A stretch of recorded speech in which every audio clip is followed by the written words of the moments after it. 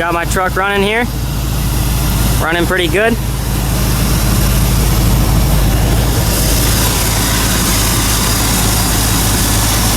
Timing was way off, so I just did that by ear for now. I don't have a timing light right now, but got her warmed up. Runs pretty good. Actually, really good.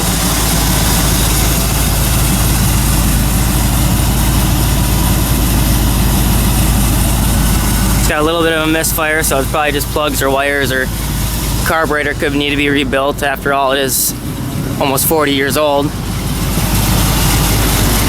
Like I said, 13,000 miles on this truck.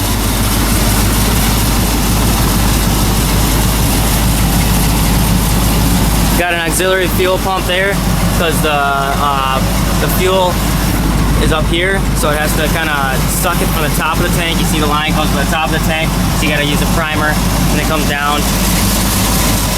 Right now I got the primer off, obviously, because the motor vacuum sucks it down.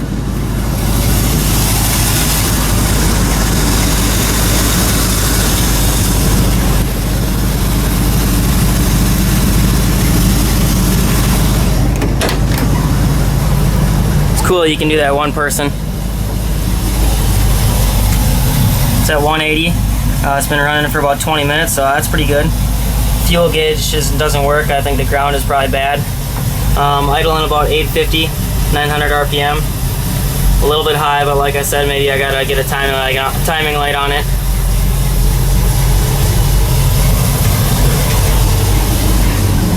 You have to do a little something with the exhaust. It's got an exhaust leak over there I can hear. All in all though, pretty happy. Fired right up pretty good. It's got a 427, 5-speed, big block Chevy obviously.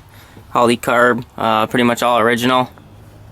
It's got all this torsion bar system up here and the air hydraulic brakes. Torsion bar system to hold the cab up, so you can easily move it up and down with one person. The whole cab, it's really sweet. Some big leafs up here. I'll probably end up taking a leaf or two out to lower it a little bit. I might end up bagging it, but that's going to be a hell of a project because it's just such a heavy truck. Estimated weight right now is about 9,000 pounds. That's what the truck driver was thinking it weighed. When he pulled it in, it actually dug into my yard, and that's a lot of weight. So I don't know if you probably can't really see it, but you can see it right there. It's pretty damn deep. Got the huge rear end. Big ass tires.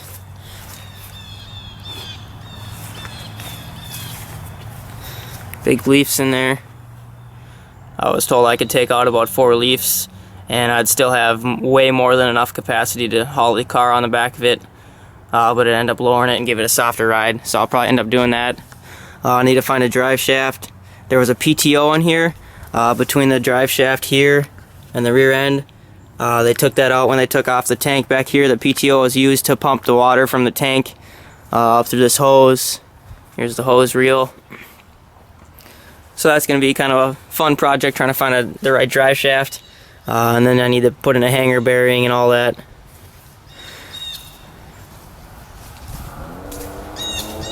It's got power steering. Like I said, the air hydraulic brake, 5-speed. Kind of cool.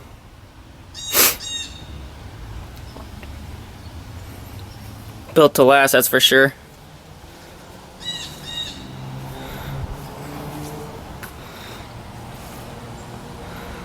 I'm gonna end up putting either a rollback or like a tilt bed.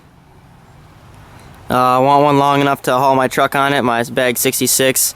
Originally the plan was to lay this one out, get it all the way on the ground, so that this one was laying frame and laying cab too, like my truck. But now that I'm looking at it, it's going to be kind of daunting just because it's cab over, so all this stuff is kind of crammed in here already. I have a few inches of clearance there, but it's just going to be it would be a hell of a project, so I don't know about that. And then I have to body drop it too, which would be, I mean, look at the thing, there's so much shit. And this torsion bar system, that's kind of risky to play with too, because it's torsion bars. But either way, it'll be a car hauler. That's why I bought it. I'm sick of having to ask people to use their trailers or try and figure stuff out. And this came up, so I figured I might as well take the opportunity. You can see some of the holes from the lights that were on there. Just siliconed up for now. Really nice. There's no rust. The only surface rust is right in there. That's just surface rust. That's nothing. It's incredible for how old it is.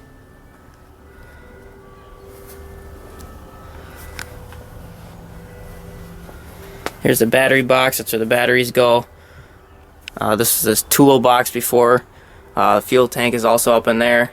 This will all be going away. So I can make room for the flatbed hauler.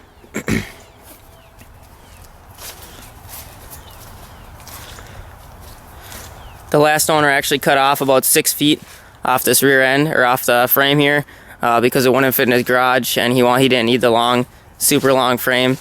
But I'll probably end up extending a couple feet to fit my 20-foot flatbed that I plan on putting on there. Just got to find one for affordable. New ones are like $6 grand, but I'm not really looking to spend that.